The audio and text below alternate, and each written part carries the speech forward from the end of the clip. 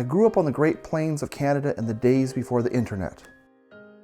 My home province of Saskatchewan has long and very cold winters. When I see my daughter talking with my father, I remember the days where all I could do would be to read the encyclopedias that we had at home. These were expensive books at the time, but my parents knew that the investment in knowledge for their children was the best thing they could do for their future.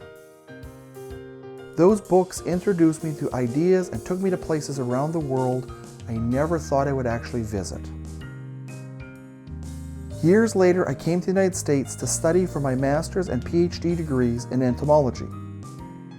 I'm now an endowed chair professor in entomology at a land-grant university.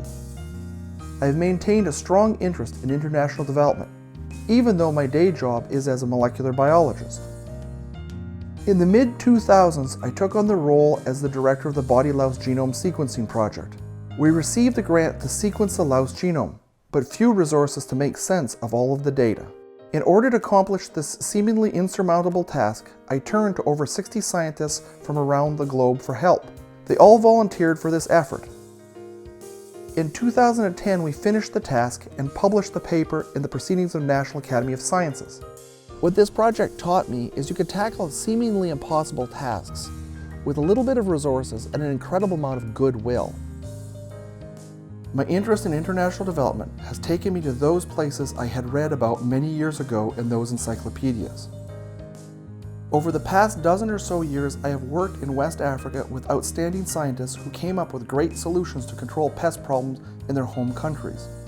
However, I realized our team was limited in our ability to get these great ideas out into the hands of farmers.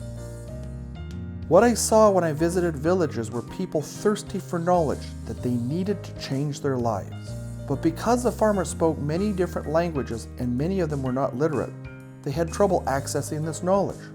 They, however, did have cell phones, a tool that could be used to deliver a new type of encyclopedia, a diversity of educational animations in their local language. Each time I returned to Illinois from my trips to Africa, I saw many talented students who wanted to gain international experiences and wanted to do something positive. However, many of these students did not have the resources to travel abroad. My long-term collaborator, Dr. Julia Bello Bravo, and I knew that we had to connect the dots to use the talents of students from our university to provide knowledge to people around the world. This is why we started Scientific Animations Without Borders, or SAWBO. Illinois students reach out to global experts on many different topics and work with them closely to create SAWBO's educational animations.